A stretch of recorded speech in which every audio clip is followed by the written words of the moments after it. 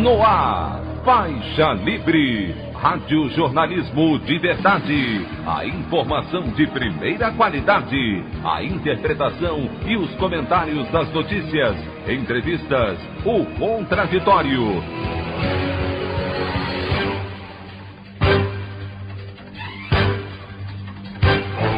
Tudo para aproximar você cada vez mais da realidade do Brasil e do mundo. Apresentação: Anderson Gomes. Ex-ministro da Saúde, general Eduardo Pazuello, conclui depoimento à CPI da pandemia e diz que o governo não interveio no Amazonas durante a crise de oxigênio após ouvir o governador do estado, Wilson Lima. Após pressão internacional, Israel aceita cessar fogo e confronto com palestinos na faixa de Gaza está encerrado a partir desta sexta-feira. O governo federal esconde dos brasileiros efeitos maléficos provocados pela privatização da Eletrobras, aprovada na Câmara a toque de caixa na última quarta-feira, mas revela problemas em documento para os Estados Unidos. Essas e outras notícias na edição desta sexta-feira, 21 de maio do ano de 2021, do programa Faixa Livre.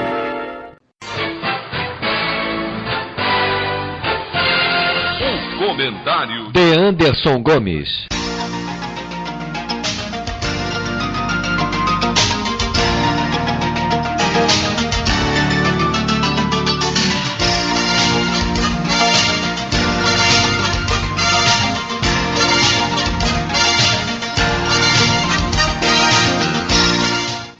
Bom dia, ouvintes.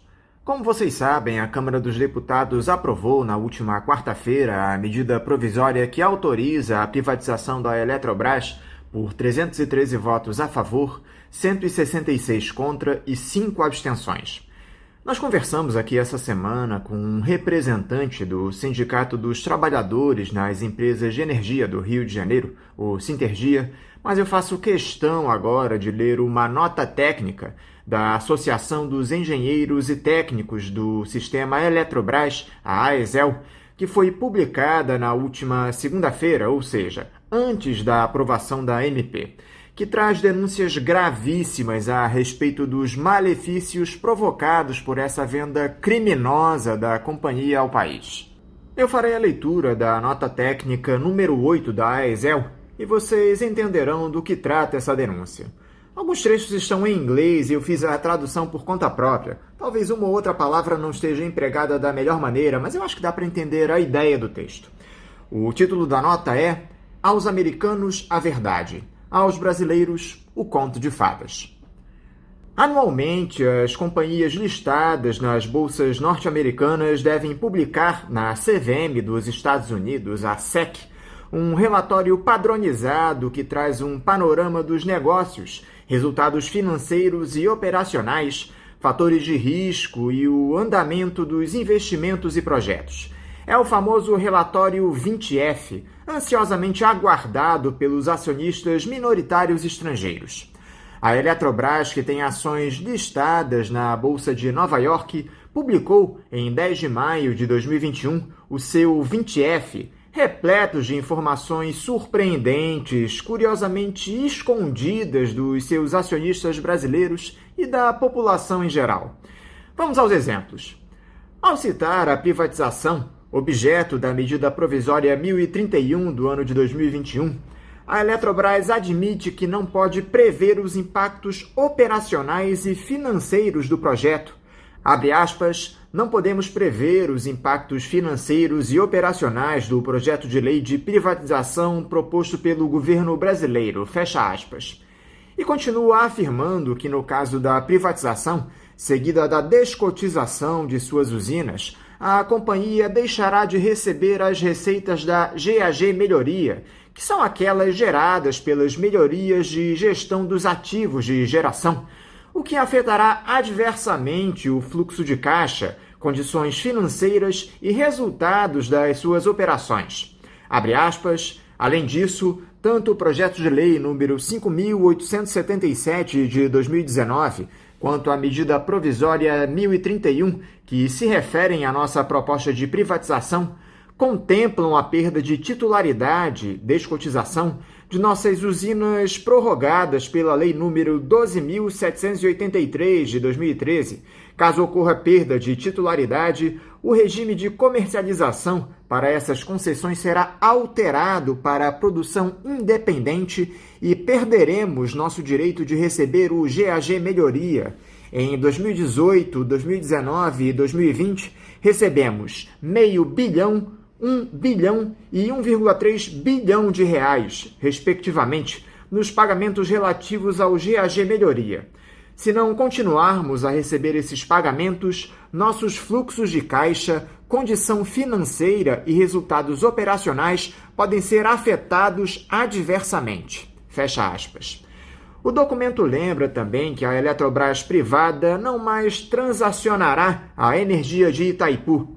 Abre aspas. Além disso, se a proposta de privatização da Eletrobras for aprovada, não continuaremos a comercializar energia de Itaipu. Fecha aspas. E ressalta um importante risco no fato das subsidiárias Itaipu e Eletronuclear serem segregadas da nova Eletrobras privada, o que causaria perdas dos ativos e da geração de 9.000 megawatts, podendo resultar na inadimplência de vários financiamentos junto aos seus credores.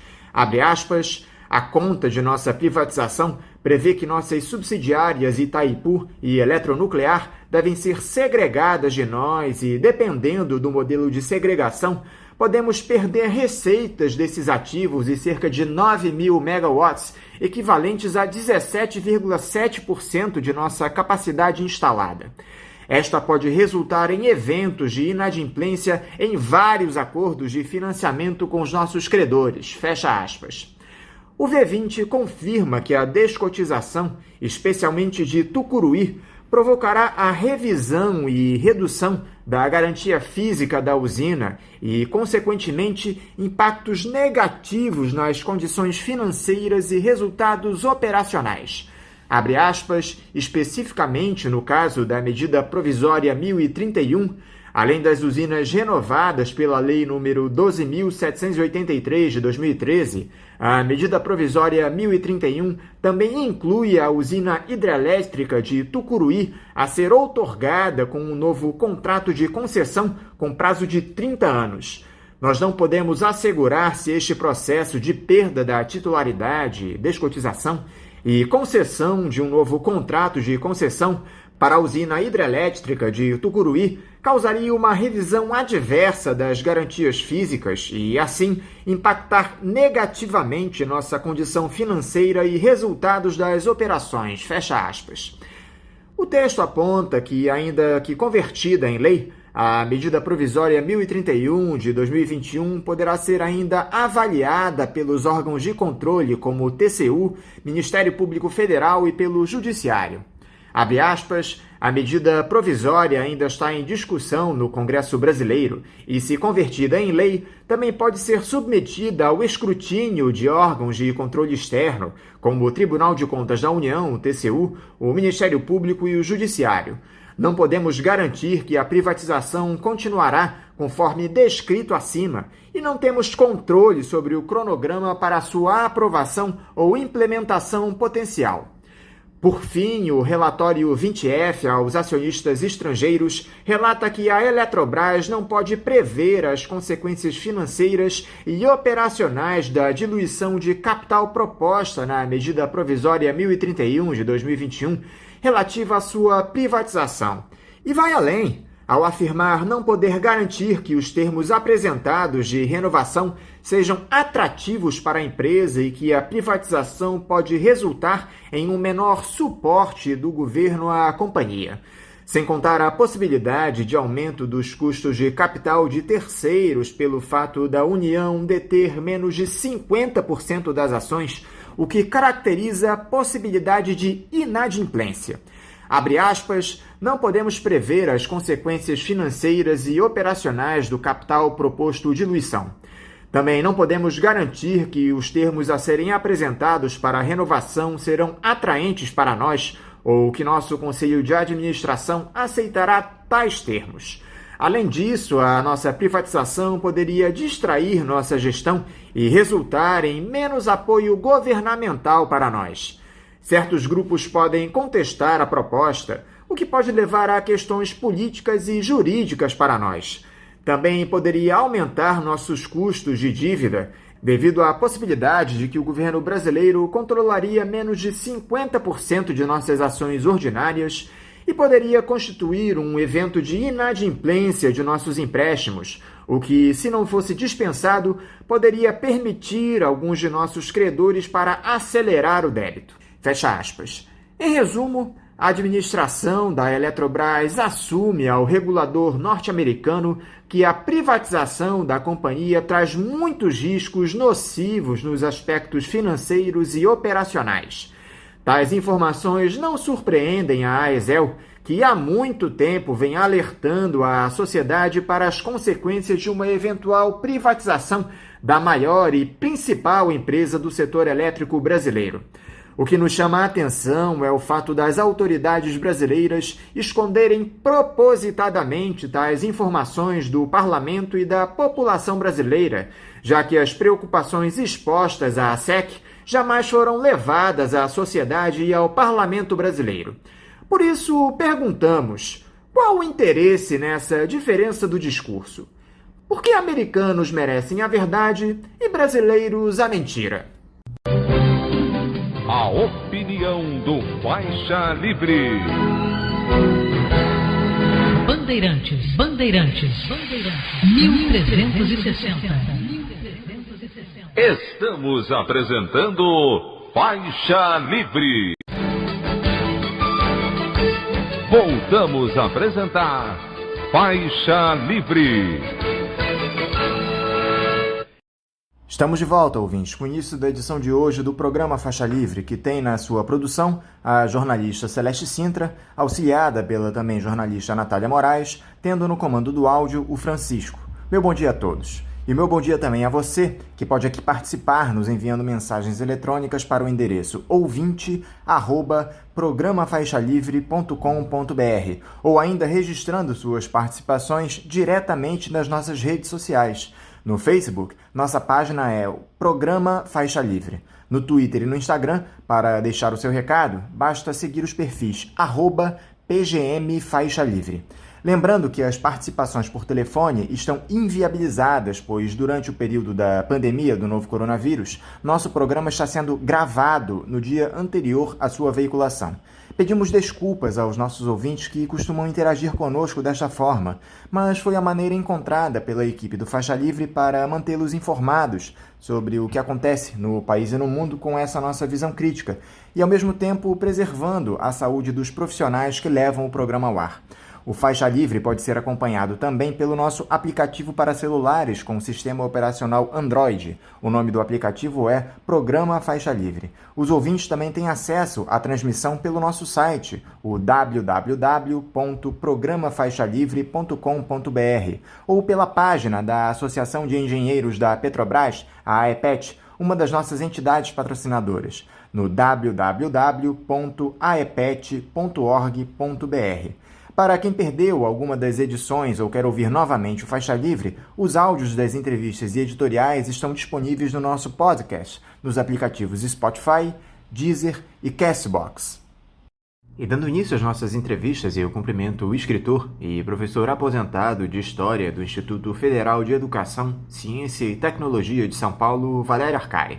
Valério Arcari, bom dia. Bom dia a todos os ouvintes do Faixa Livre. É uma satisfação estar com vocês hoje de manhã. Valério, muito obrigado por você dialogar conosco mais uma vez aqui no Faixa Livre.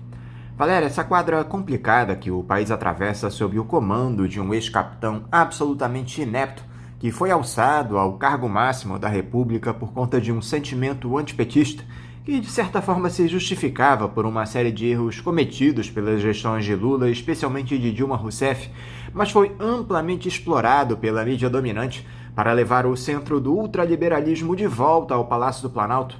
Todo esse drama brasileiro é representado pelas mais de 435 mil mortes durante a pandemia de Covid-19. Mas não só isso. Temos a entrega do Estado Nacional, a destruição do meio ambiente, das garantias sociais da população, um país sem educação, sem ciência, sem cultura e com a ameaça do retorno de um regime militar. Com tudo aquilo que você esperava lá em 2018, Valério, tem te surpreendido de alguma forma essa gestão Bolsonaro?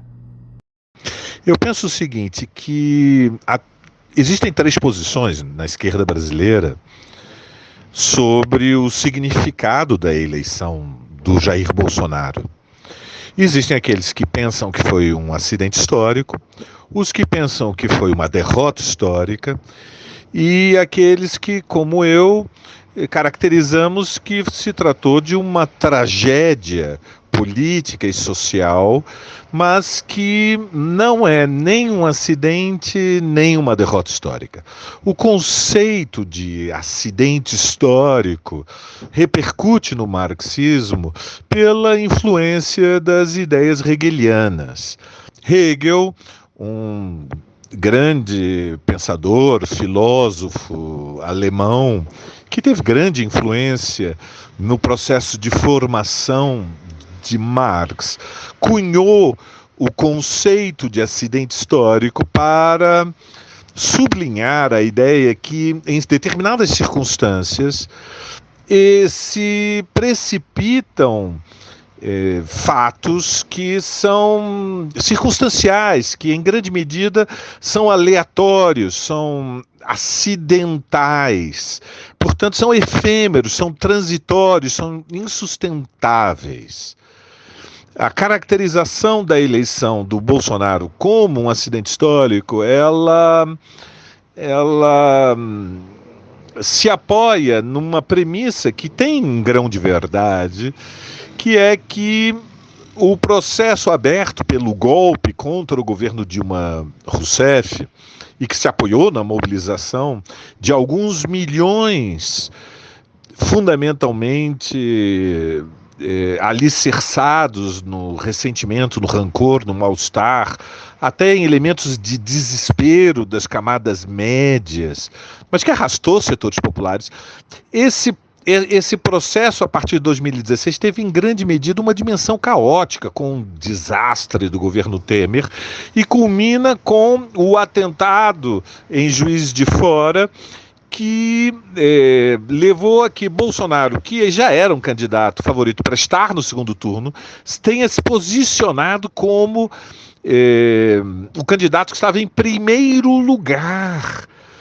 Mas eu creio que não foi um acidente histórico, é mais grave do que isso. Tampouco foi uma derrota histórica, ou seja, na tradição marxista, uma derrota histórica é aquela na qual a derrota histórica é aquela mais severa, mais dramática, a mais séria, porque se trata de uma inversão estrutural na relação social de forças e que obedece essencialmente a uma desmoralização de uma geração inteira, como foi 1964 no Brasil. Eu não penso que tenha sido, Anderson, nem uma derrota histórica, nem um acidente histórico, é uma tragédia política e social, e a ascensão do governo Bolsonaro obedece a um projeto que essencialmente responde à necessidade de reposicionar o capitalismo periférico brasileiro dentro do mercado mundial, ou seja, uma aposta que é em grande medida majoritária, quase consensual dentro da classe dominante, do núcleo duro da burguesia brasileira, e essa aposta consiste em favorecer que o investimento externo cumpra o papel de locomotiva para retomar uma fase de crescimento da economia brasileira, admitindo que a poupança interna, ou seja, a acumulação de capital da burguesia não é o suficiente para alavancar o crescimento, e a capacidade do Estado de ser uma força propulsora teria ficado comprometida. Eles têm argumentado ao longo de anos e nós acompanhamos na mídia permanentemente o discurso de que o Estado ficou grande demais, a democracia ficou cara demais, a previdência ficou grande demais, são direitos demais, o salário mínimo, a aposentadoria, a universalidade, gratuidade do ensino fundamental. Portanto, eu não posso dizer que Bolsonaro tenha nos surpreendido ao longo destes quase 2 anos e meio. Ele confirma o papel regressivo de um governo de extrema-direita liderado por um neofascista. O pior, Valério, se ainda há como piorar, é que temos mais de 1 ano e meio de mandato do Jair Bolsonaro pela frente. Você acredita que o ex-capitão possa recrudescer ainda mais as suas ameaças à medida em que perceber que sua reeleição vai ficando cada vez mais distante? Corremos o risco de um fechamento do regime, Valério? Existem 3 posições também sobre este tema no interior da esquerda brasileira. Existem aqueles que têm a opinião que o regime político já mudou, ou seja, que a eleição do Bolsonaro e a dinâmica da luta social e da luta política ao longo dos últimos 2 anos, e quase 2 anos e meio, confirma que, tal como ele foi constituído a partir da Constituinte eleita em 1986, da Constituição de 1988, já não estaríamos num regime democrático eleitoral presidencialista e que, portanto, em função de uma interpretação de que já sofremos uma derrota histórica e que, portanto, a recomposição das energias da classe trabalhadora vão exigir uma transição geracional, um pouco como foi o intervalo de 15 anos entre 1964 e 1979, nós já estaríamos diante de um regime com fortes traços bonapartistas, pela própria composição do que é o governo Bolsonaro, uma coalizão de 4 alas da extrema-direita, dentro da qual a ala militar, por um lado, e a ala neofascista, pelo outro, cumprem um papel de liderança, ainda que apoiadas pelo Centrão e pela ala liberal do Paulo Guedes. Existe uma posição extrema oposta a ela. A ideia de que o regime está intacto, apesar de nós termos um governo de coalizão destas 4 alas da extrema-direita, apesar da intervenção do Bolsonaro, uma intervenção que levou à demissão do ministro do Exército, à substituição dos comandantes das 3 forças militares, o Exército, a Marinha, a Aeronáutica, apesar da intervenção do Bolsonaro na Polícia Federal, apesar da nomeação do Cássio para o Supremo Tribunal Federal, apesar de tudo, existe um setor da esquerda brasileira que considera que o regime está intacto. Eu não concordo nem que o regime já fechou, nem que o regime está intacto. A minha interpretação é que nós temos hoje uma forma institucional no Brasil dramaticamente contraditória, portanto com intensos fatores de instabilidade. Eu acredito que o regime democrático eleitoral presidencial ainda não foi desfigurado, porém é muito contraditória a presença no Planalto de um governo que faz uma aposta que a subversão das relações sociais de classe no Brasil, a transformação do que nós podemos chamar o padrão das relações sociais que prevalecem no país, para serem reformuladas, exigem que as liberdades democráticas, civis, políticas, tais como nós as exercemos ao longo dos últimos 35 anos, são insustentáveis, que é necessário um regime mais forte para alinhar a dinâmica da acumulação capitalista apoiada na superexploração da classe trabalhadora, repito, num alinhamento com o que é hoje o padrão que prevalece na Ásia, não é compatível com a existência de sindicatos, de movimentos sociais, de movimento feminista, de movimento negro, de movimento estudantil, de movimento ambiental e, portanto, me parece incontestável que nós vivemos ao longo dos últimos 2 anos e meio um forte perigo de subversão do regime, de fechamento do regime. Mas o governo Bolsonaro não conseguiu levar adiante esse projeto, em grande medida em função da pandemia. A pandemia, ela vem derrotando o governo Bolsonaro e, fundamentalmente, depois do impacto da segunda onda, em março, abril, ao longo dos últimos 2 meses, nós estamos acompanhando uma mudança. É um processo ainda molecular, mas é um processo de mudança na relação social e na relação política de forças, que se expressou em fracionamento na classe dominante, o Manifesto dos 500, que é um posicionamento de uma ala, né, de uma corrente muito poderosa entre os capitalistas brasileiros. Vimos os conflitos públicos das diferentes alas do governo, o Centrão contra o Paulo Guedes, a ala bolsonarista em conflito com a ala militar, vimos o conflito do governo com o Congresso Nacional, com a abertura da CPI, o conflito do governo com o Supremo Tribunal Federal, com a manipulação da Polícia Federal para a investigação do Toffoli, ou seja, nós estamos vendo turbulência intensa nas alturas e, por outro lado, a decisão do Supremo de reconhecer a incompetência de Sérgio Moro e, na sequência, a suspeição do Sérgio Moro enterrou a Operação Lava Jato, que foi essencial para abrir o caminho para a vitória eleitoral de Jair Bolsonaro em 2018.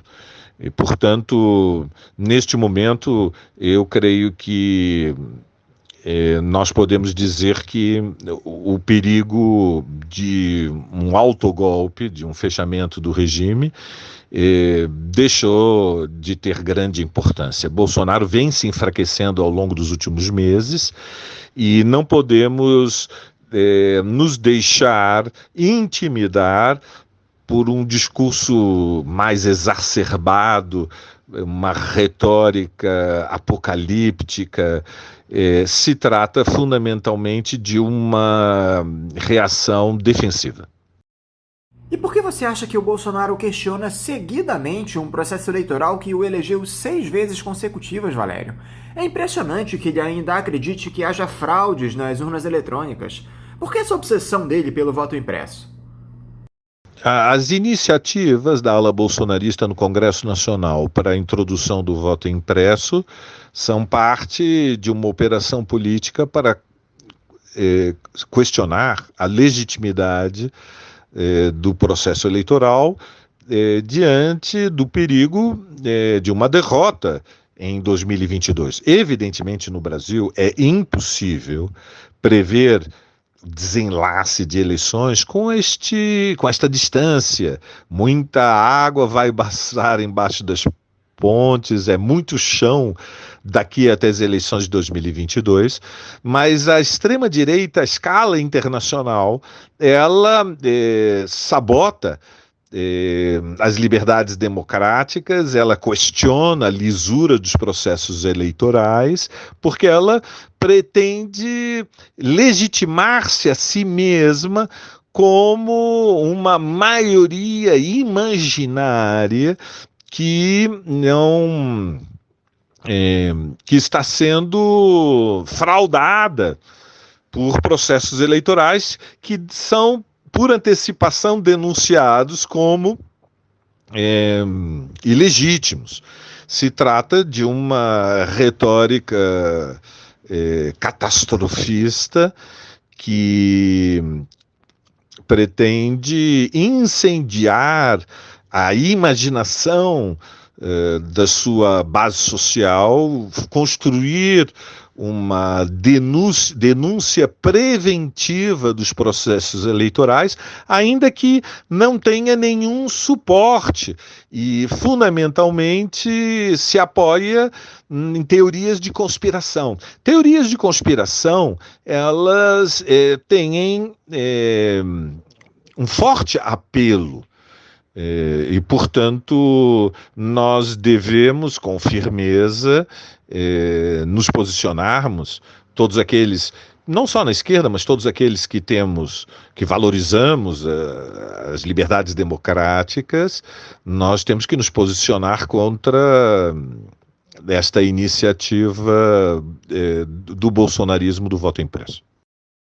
Essa possibilidade de impressão do voto, Valério, está sendo discutida no Congresso e, por incrível que possa parecer, começa a se formar um consenso em torno do tema entre deputados e senadores, algo que o Tribunal Superior Eleitoral abomina. Quais efeitos uma eleição com voto impresso pode provocar no nosso país, Valério? Eu não acredito que venha a ser aprovado o voto impresso pelo Congresso Nacional. Acho isso muito improvável. Mas, evidentemente, é uma luta em curso e o seu desenlace é, por enquanto, incerto. Se eventualmente viesse a ser introduzido o voto impresso, todo o processo eleitoral iria retroceder a um estágio anterior. A existência das urnas eletrônicas introduziram não somente modernização, aperfeiçoamento, mas em grande medida as urnas eletrônicas elevaram para um outro patamar muito superior de transparência. Porque o resultado de cada uma das urnas, o resultado total dos votantes da urna, ele é impresso ao final do dia das eleições. O que não existe é um recibo eleitoral individual. E eu não vejo em que medida a impressão do voto individual veria a melhorar a transparência, os graus de controle ou de fiscalização do processo. Portanto, eu acho que não há que dramatizar demais este episódio. Ele é a poeira da história. Agora, você tem conseguido acompanhar essa CPI da pandemia, Valério? Eu te confesso que vejo alguns trechos dos depoimentos, mas não consigo assisti-los na íntegra. Não só pela disfarçatez desses depoentes que fazem de tudo para eximir o Jair Bolsonaro de culpa nesse morticínio que está colocado pela pandemia, mas também pela inaptidão, para ser gentil, dos senadores que compõem essa comissão parlamentar de inquérito. A maioria deles se deixa enrolar pelas declarações evasivas dos depoentes, inclusive o relator Renan Calheiros. Como é que você tem observado essa CPI, Valério, e o material que ela tem produzido para embasar eventuais denúncias? Não, eu não tenho como acompanhar as sessões, são muitas horas, eu tenho que trabalhar todos os dias, tenho que ler, preparar aulas, tenho reuniões, tenho que escrever, mas eu leio as principais declarações. Há uma coreografia parlamentar que é, na minha opinião, em grande medida um espetáculo teatral, e ela exerce fascínio sobre alguns e entedia outros, eu compreendo. Mas a questão de fundo em torno da CPI, ela remete ao destino do governo Bolsonaro. E há três grandes posições em relação a isso, dentro da esquerda brasileira. Existe uma posição que desconsidera a importância da CPI, desvaloriza a importância da CPI. Eu considero isso um erro. Existe uma posição extrema, oposta, né, simétrica, que sobrevaloriza a importância da CPI. Eu defendo uma posição intermediária. Eu compreendo aqueles que se sentem frustrados com o desempenho dos senadores como investigadores. Eu compreendo porque é, em grande medida, uma decepção perceber que mesmo os senadores que tentam arrancar das testemunhas declarações que de resto estão apoiadas, estão sustentadas pelos acontecimentos, né, desde o início do terrível impacto da hecatombe, da pandemia sobre a nação, mas ficam frustrados porque há muita tergiversação. Eu compreendo que haja, portanto, desapontamento, desilusão, até uma certa amargura, porque nós todos que estamos chocados com o pesadelo econômico, social e sanitário na qual o Brasil se transformou, certamente um dos países, se não o país que mais está sofrendo as sequelas deste desastre que é a gestão da pandemia pelo governo Bolsonaro. E, portanto, isso estimula uma frustração com o desenlace da CPI. Por outro lado, existem aqueles que estão muito entusiasmados, talvez ingenuamente excitados com o espetáculo da CPI e antecipam que ela está construindo os fundamentos da abertura de um processo de impeachment que nos pouparia de ter que aguentar a gestão Bolsonaro, o governo Bolsonaro, até as eleições de 2022 e depois de viver o perigo de uma luta política eleitoral que vai se transformar também num combate social, o perigo da reeleição do Bolsonaro.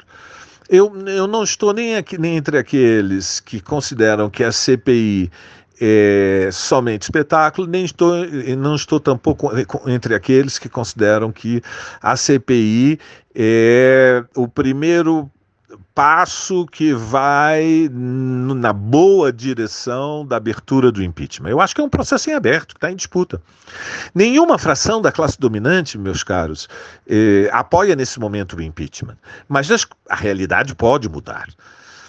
Mas a verdade também é que as condições da pandemia, elas inibem a mobilizações sociais de massas em grande escala. Nós temos agora um calendário de lutas em que o dia central será o sábado, dia 29 de maio, mas evidentemente as condições da pandemia, elas, entre outros fatores, pesam para dificultar as mobilizações de massa. As pessoas estão com medo, meus caros. Vocês todos devem acompanhar os vossos círculos de amizades, o ambiente de trabalho. As pessoas têm medo, está chegando o general inverno, há elementos que indicam o perigo de uma terceira onda, e as notícias dos últimos dias, elas são muito de grande amargura. O nível de ocupação dos leitos hospitalares não cai, a taxa de contágio sobe, e, portanto, é nesse contexto que os dois fatores chaves para a derrubada do governo Bolsonaro devem ser considerados. Nenhuma fração burguesa, por enquanto, está disposta a pressionar pelo impeachment e, por outro lado, a esquerda tem enormes dificuldades para colocar na rua a força social de combate da juventude, da negritude, das mulheres, da classe trabalhadora, da classe operária. É muito difícil. Nesse contexto, a mobilização de massas. Vamos testar forças no dia 29, é dia de ir às ruas, com máscaras boas, que devem ser distribuídas pelos organizadores dos atos, mantendo o distanciamento social com muita seriedade. Falando um pouco agora sobre a sucessão do Jair Bolsonaro, Valério, algo que a esquerda partidária já trouxe à tona com quase um ano de antecedência. Temos aí o ex-presidente Lula com direitos políticos restabelecidos e liderando as pesquisas. Seria o Lula a melhor opção não só para derrotar o bolsonarismo, mas para retomarmos uma trajetória de crescimento do nosso país, Valério? Qual é a impressão que você tem sobre esses acordos que o petista tem alinhavado lá em Brasília com representantes do capital hegemônico? Isso não assusta? Bom, eu estou entre aqueles que consideram que nada é mais importante do que derrotar Bolsonaro. E entre aqueles que, inspirados pelo que eu creio que é o melhor na tradição marxista revolucionária, compreendem que o centro da tática é a frente única da esquerda. E isso obedece a lições que foram deixadas de forma trágica pela experiência da esquerda, não somente no Brasil, mas à escala internacional. Derrotar Bolsonaro é derrotar uma corrente neofascista que deixou de ser marginal e alcançou a influência de massas. O bolsonarismo é uma corrente política enraizada dentro do que nós podemos chamar a massa da burguesia, ou seja, a massa do empresariado, e nas camadas médias, proprietárias, em grande medida plebeias, com escolaridade média, níveis de instrução não muito elevados, numa sociedade especialmente peculiar pelo grau de desigualdade social que nós sofremos. E, portanto, eu estou entre aqueles que defendem que a esquerda radical, a esquerda revolucionária, deve ter lucidez e seriedade de lutar com os setores moderados da esquerda, reformistas, de influência, nós poderíamos caracterizar, grosso modo, social-democrata. Deve-se constituir um bloco que responde a um compromisso de classe, que é a ideia de que a derrota do neofascismo, se não conseguirmos deslocar o governo Bolsonaro através do impeachment antes de 2022, deve ser construída também no processo eleitoral, mas que, independente do desenlace do resultado eleitoral de 2022, a luta contra o neofascismo vai continuar no Brasil. E como, de resto, a experiência recente dos Estados Unidos confirma, porque o trumpismo perdeu as eleições, mas domina o Partido Republicano e continua sendo uma força política muito poderosa. Assim é também na França, em torno do partido de Marine Le Pen, e na Espanha, em torno do Vox, agora em Portugal, com Chega. A candidatura do Lula, diante dela, há três posições na esquerda brasileira. Existem aqueles que defendem um apoio incondicional. Eu compreendo. Não é somente o PT, é um setor avançado da classe trabalhadora brasileira, da juventude, do movimento de mulheres, das forças populares, que diante do desastre da experiência dos últimos 2 anos e meio, olha para os dois governos Lula entre 2003 e 2010 com nostalgia. A imaginação humana tende a romantizar o passado. Existe uma posição oposta, que é daqueles que consideram que as movimentações de Lula em Brasília indicam que ele não tirou muitas lições do que foi a experiência do golpe de 2016 e tenta reeditar para 2022 a tática eleitoral de 2002. E que prevêem como inexorável que haverá de alguma maneira um manifesto ao mercado, como foi o manifesto elaborado pelo Palocci, e que haverá tentativa de construção de uma coalizão eleitoral com setores da classe dominante, com partidos do centrão, e que nesse contexto é indispensável que haja uma candidatura socialista, revolucionária e independente. Eu não concordo nem com o apoio incondicional, nem com a ideia de que a esquerda radical, fundamentalmente através do PSOL e de outros partidos da esquerda radical que possam vir a apoiar, apresente uma candidatura própria. Estou entre aqueles que consideram que neste momento, com uma distância tão grande do processo eleitoral 2022, é necessário lutar pela frente esquerda e por um programa de mudanças estruturais com medidas anticapitalistas e que, portanto, o papel do PSOL e dos partidos da esquerda socialista apoiados no que existe mais avançado, de mais consciente, na vanguarda do movimento de mulheres, do movimento de juventude, dos movimentos populares, da classe operária. A nossa luta é uma luta por ideias, por um programa. A candidatura pode ser a do Lula, mas ela tem que obedecer a uma outra tática, não a da frente ampla, mas a da frente de esquerda. Falta 1 ano e meio para as eleições, nós vamos ver como se abre esse processo.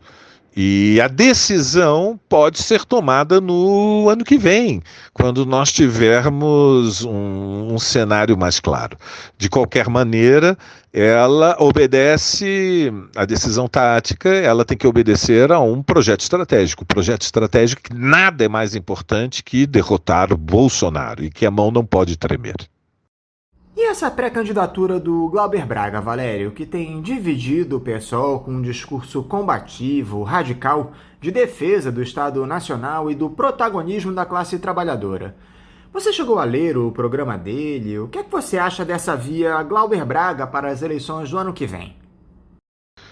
Eu estou entre aqueles que alimentam uma admiração pelo Glauber.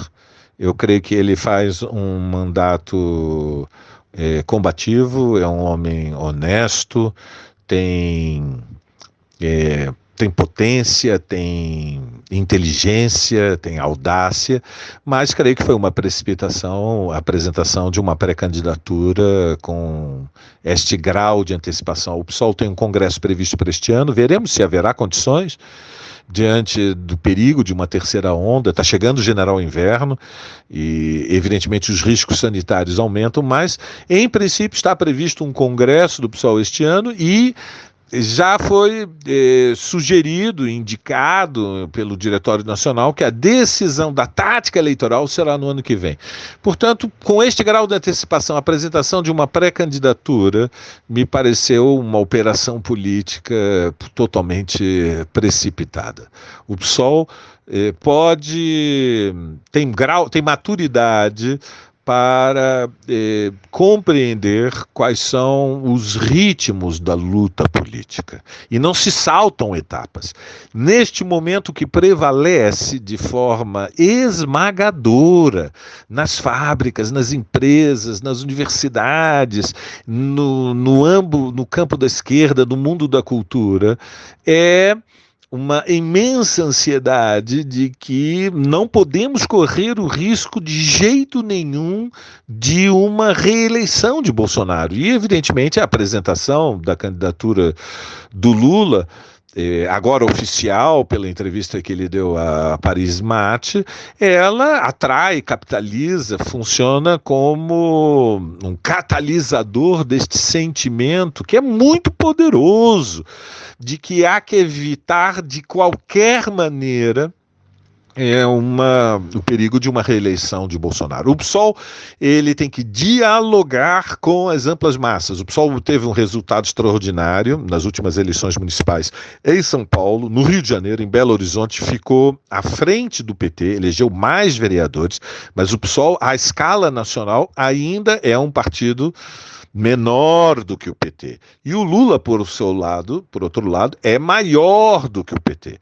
E, portanto, aqui há uma dialética da luta política que leva a que os tempos sejam muito importantes. Neste momento, a questão fundamental não é lutar por um nome, é lutar por um campo de classe e por um programa de transformações estruturais com medidas anticapitalistas, para que nós possamos ser ouvidos pelo que há de mais combativo, corajoso e inteligente na base social da esquerda.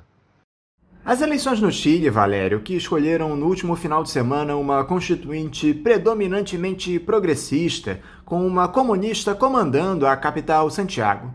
O que esse resultado simboliza não só para o país, que ainda sofre os efeitos maléficos do pinochetismo, mas para todo o continente?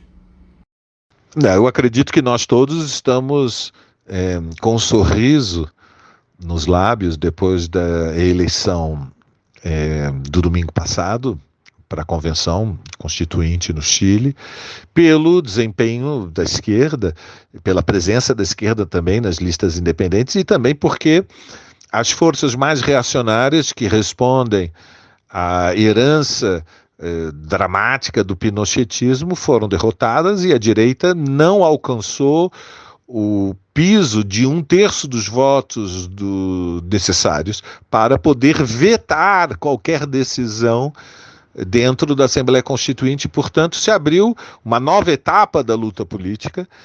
Ela só pode ser plenamente compreendida, este desenlace eleitoral, se nós lembrarmos o que foi a onda de mobilização de massas em 2019, que como um tsunami, como um maremoto, como uma avalanche, colocou em movimento milhões de jovens e de trabalhadores das camadas populares e com um protagonismo muito importante do movimento de mulheres, mostrando que a transformação da sociedade começa nas ruas, começa em movimentos como foi a greve geral e depois ela tem de alguma maneira uma tradução, mesmo quando é um pouco distorcida, como foi nesse processo eleitoral, ainda assim nas urnas. Eu creio que é inspirador para todos nós os ventos que vêm do Chile, os Andes, as altaneiras, altivas montanhas desta grande cordilheira sul-americana, eles não são tão altos que estes ventos não possam chegar até nós. E, portanto, nós temos que olhar para o período que se abre diante de nós com confiança. Temos que ter confiança que a força da classe trabalhadora, da juventude, das mulheres, a inteligência e a cultura da sociedade, o que há de mais decente no nosso povo, vão abrir um caminho. Nós estamos vivendo um grande pesadelo, mas vai passar. Valério Arcari, eu quero novamente te agradecer por você dialogar conosco aqui no programa. Quero te desejar também um ótimo final de semana e deixar aqui o meu abraço. Bom, obrigado pela oportunidade de estar de novo com vocês no Faixa Livre. Aquele abraço, confiemos na resistência, fora Bolsonaro, viva a Revolução Brasileira. Conversamos aqui com o escritor e professor aposentado de História do Instituto Federal de Educação, Ciência e Tecnologia de São Paulo, Valério Arcari. Vamos agora ao nosso primeiro intervalo. Voltaremos já já. Voltamos a apresentar Faixa Livre.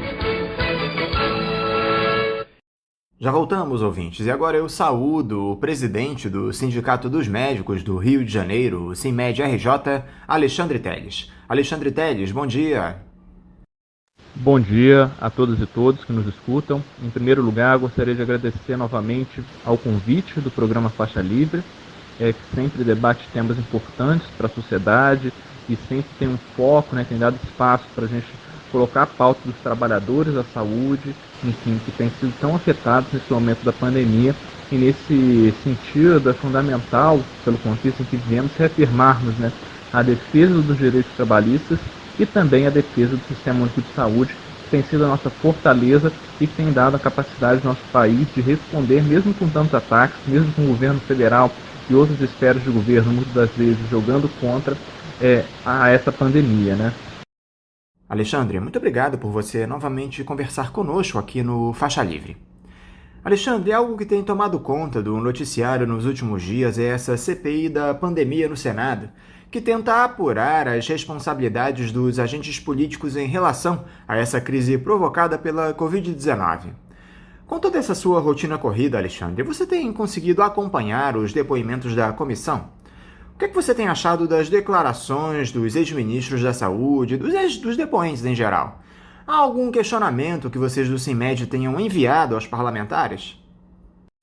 Olha, é fundamental essa CPI e que ela não acabe em pizza. A população brasileira tem o direito de saber quem são os responsáveis por essa situação sanitária que nós estamos vivendo, com falta de vacinas, falta de leitos, com falta de treinamentos, e também com falta de equipamentos de proteção individual para resguardar a saúde dos trabalhadores. Então, é direito da população brasileira ter acesso a essa informação e a CPI cumpre um papel fundamental nessa investigação. Tenho acompanhado a CPI, nós, enfim, nesse sentido, com depoimentos de ex-ministros da Saúde, e o que fica muito claro, principalmente com o depoimento do Nelson e do Mandetta, ex-ministro da Saúde, é a responsabilidade por parte do presidente, que além das falas negacionistas que nós vimos na imprensa a todo momento, promovendo aglomeração, desincentivando o uso de máscaras, e dizendo que ele não poderia fazer nada porque estava impedido pelo Supremo Tribunal Federal, na verdade, ele não fez nada mesmo, Vacinas foram oferecidas por indústrias e esses acordos não chegaram a ser assinados, Então, se nós temos agora uma dificuldade de garantir vacina, acesso à vacina para a população brasileira, é justamente por causa dessa omissão desde o início da pandemia por parte do governo federal, Então a gente precisava de negociações bilaterais com organizações, com outros países, enfim, e nada disso foi feito, Vídeo também quem era o ministro de Relações Exteriores, o Ernesto, que caiu já, inclusive, e que também bagunçava todas as nossas relações. Então é um governo que não se esforçou para conseguir de fato prover vacinas, prover respiradores, para fazer treinamento. Não existiu, por parte do Ministério da Saúde, uma coordenação, uma política nacional para enfrentamento dessa pandemia. Pelo contrário, enquanto os municípios decretavam lockdown, decretavam medidas de isolamento, enfim, mais ou menos restritivas, o governo federal jogava contra, dizendo que é apelar para o Supremo, dizendo que utilizar as Forças Armadas, e até com os exemplos, Então, isso que a gente via a todo momento o presidente falando, isso também se traduzia no impedimento de realização de políticas públicas, no impedimento de compra de materiais, insumos, que agora fazem falta, Então, nós, aqui no Brasil, a cada dia se confirma, que a maior parte dessas mortes que nós tivemos pela Covid-19 são mortes evitáveis, que com políticas públicas, com esses equipamentos, enfim, com investimento na indústria nacional, que nós também tivemos forte, na ciência e tecnologia nesse período, vídeo orçamento das universidades, também tem uma capacidade de pesquisa, e que são fundamentais nesse momento de enfrentamento à pandemia. Nós não conseguimos enfrentar isso porque a todo momento o governo federal fica jogando contra. E você acredita que essa CPI vai levar a algum resultado realmente favorável, Alexandre? Com todos esses interesses políticos envolvidos, dá para acreditar na punição destes que, por ação ou inação, levaram mais de 440 mil brasileiros a óbito, Alexandre?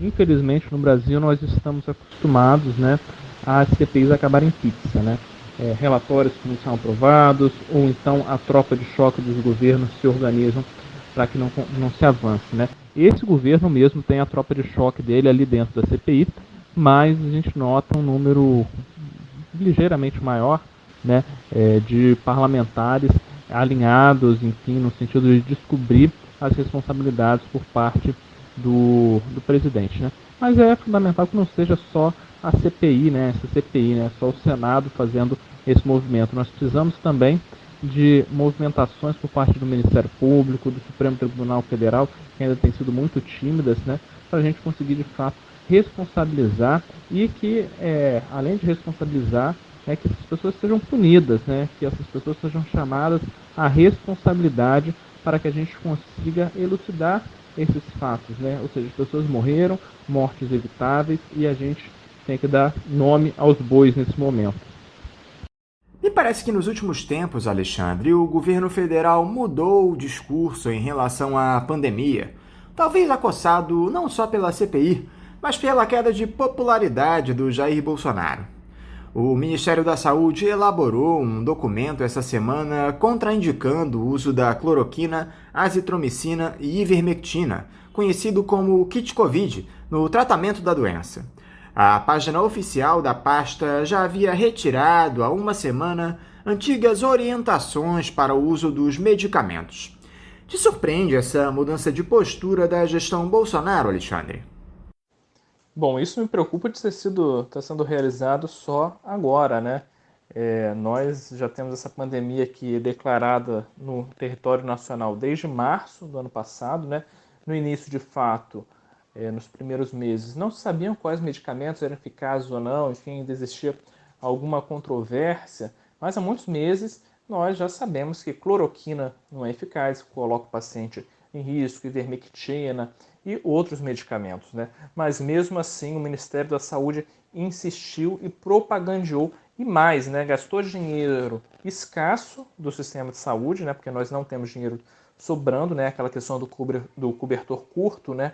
Então deixou de investir em compra de medicamentos para intubação orotraqueal, kit intubação, deixou de investir em ventiladores, deixou de investir em capacitação, contratação de RH, para comprar cloroquina, né? E disseminando também a desinformação, né? E dando, pior ainda, dando uma falsa sensação de segurança para boa parte da população. Ou seja, eu posso me expor porque eu vou tomar a cloroquina, a ivermectina, e isso vai resolver a minha situação, quando a gente sabe que isso não é verdade, né? Os estudos comprovaram que existem muitos malefícios, né?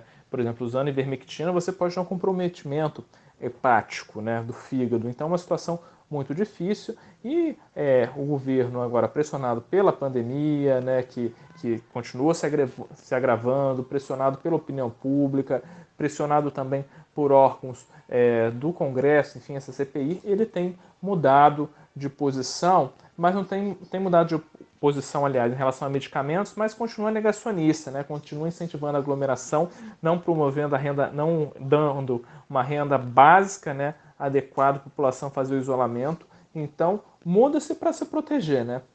E mais, ainda pessoas que assinaram esses protocolos de Covid continuam lá, né, no Ministério, na Secretaria de Gestão de Trabalho, enfim. Então, não houve uma remoção de parte dessas pessoas, né? Então, é fundamental que o ministro da Saúde, Queiroga, né, que ele tire essas pessoas, enfim, que o Ministério da Saúde ele abandone essa prática negacionista, né? Mas, infelizmente, isso, a cabeça do governo é o presidente, né? Então, a gente precisa de mudar de presidente para a gente conseguir, de fato, superar essa pandemia, porque esse presidente mesmo, em várias lives, enfim, foi fazer propaganda de cloroquina, enfim, e aí, então a gente tem um presidente que é o doutor Cloroquina, né? E isso tem que ser investigado, né? O presidente não pode recomendar remédios sem evidência científica, e pior ainda, médicos que assinaram recomendações do Ministério da Saúde, que prescreveram no âmbito individual, na relação médico-paciente, esses medicamentos sem evidências e já rechaçados pela comunidade científica. Isso tem que ser alvo de investigação e de responsabilização, sim. São remédios sem evidências que não promovem o bem dos nossos pacientes, da nossa população. Trazendo o debate aqui para o nosso quintal, Alexandre, no Rio de Janeiro houve um aumento expressivo do número de casos de Covid nos últimos dias. algo que a prefeitura tem dito que é provocado pelo registro de antigos infectados, que ainda não haviam entrado na conta das secretarias municipal e estadual. É isso mesmo, Alexandre. O que vocês médicos têm visto dentro dos hospitais? Houve uma queda dos casos da doença ou as autoridades estão mentindo para não alarmar a população? Bom, nesse momento que eu estou falando contigo aqui, nós temos 1.375 pessoas internadas em leitos Covid aqui no município do Rio de Janeiro, né? Então demonstra que a situação ela ainda é muito grave, né? Ou seja, eu não estou falando de notificações, estou falando de pessoas que estão ali agora utilizando um leito de CTI ou de clínica médica porque estão infectadas pela Covid-19. Então é uma situação que ela ainda exige muito cuidado por parte da população, tem que continuar usando máscara, continuar usando álcool em gel, fazendo distanciamento, né? A gente sabe que a prefeitura tem flexibilizado cada vez mais as medidas sanitárias, o governo do estado também pouca ajuda, né? Nosso governador também é extremamente negacionista e não tem favorecido e privilegiado a ciência, né? E a produção científica. Então, uma situação que a gente não pode achar que a pandemia já se resolveu, a gente ainda tem uma cobertura vacinal muito baixa, né? 27% da população carioca está vacinada com a primeira dose, né? Então é um percentual muito baixo, né? Se a gente for falar de segunda dose, é um número menor ainda, né?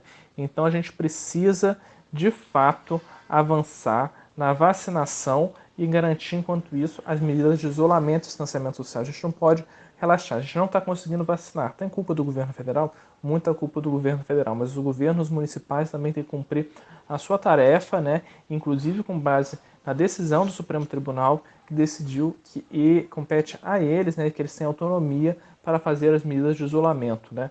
E a gente não tem visto isso, a gente tem visto as ruas cheias, os comércios abertos, as pessoas levando uma vida normal, né? E a gente em breve corre o risco de ver o número de casos aumentar aqui na cidade do Rio de Janeiro. Então, não é normal 1.300 pessoas internadas por conta de Covid-19. Né? Não estou falando do número de óbitos que foram lançados para trás, número de notificações para trás. Estou falando 1.300 pessoas internadas. A gente sabe que o prognóstico de quem está no CTI não é um prognóstico bom.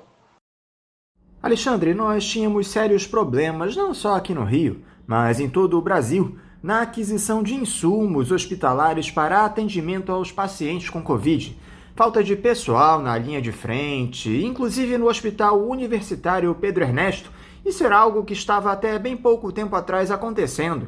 Pelo menos 16 leitos de UTI fechados por falta de profissionais e de medicamentos. Por que isso tem acontecido em um momento que ainda temos cerca de 2.000 mortes por dia no país, Alexandre? O governo federal não tem dado conta dessa demanda de insumos para atendimento a pacientes graves com Covid? Essa falta de insumos ela tem sido generalizada, né? Há pouco tempo atrás foi publicado, né, na EBC uma notícia sobre a queixa, né, dos 300 maiores municípios do Brasil, que 90% deles se queixavam da falta de insumos, né? E não existe, por parte do Ministério da Saúde, mesmo a gente já tendo tido um ministro da Saúde que se dizia especialista em logística, né, que na verdade só desorganizou e não preparou nosso país para os futuros meses que a gente ainda tem de pandemia, então não existia nenhum tipo de planejamento nesse sentido, né? Então nós vivemos períodos de falta de medicamentos para intubação, né, que a gente sabe que uma parte desses pacientes vão precisar ser intubados com Covid-19, também desde insumos básicos, né, que as prefeituras têm tido muita dificuldade de comprar. A gente sabe que com a pandemia houve um aumento do preço de insumos hospitalares, né, até pela concorrência, agora muitas prefeituras querem comprar, iniciativa privada, o Estado, enfim, e não houve uma centralização pelo Ministério da Saúde, que tem um poder de compra maior do que boa parte dos municípios para realizar isso, né? Então o cenário que a gente tem é de desabastecimento, né? Com falta de antibióticos em muitas unidades, falta de ataduras, falta de gás, enfim, uma situação muito complexa que a gente não deveria estar passando por isso, né? Não é razoável que falte fralda geriátrica, né? Mas isso está acabando em boa parte dos municípios, né? Essa é a situação que a gente vive.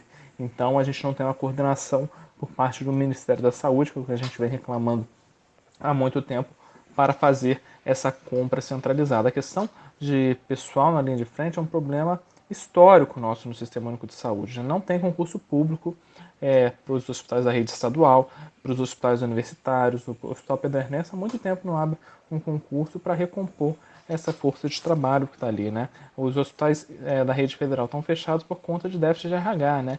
Vivem à base de contratos temporários e que não conseguem dar vazão na demanda, né? Por isso a gente permanece com mais de 1.000 leitos fechados nessas unidades. A mesma coisa acontece na rede municipal e estadual.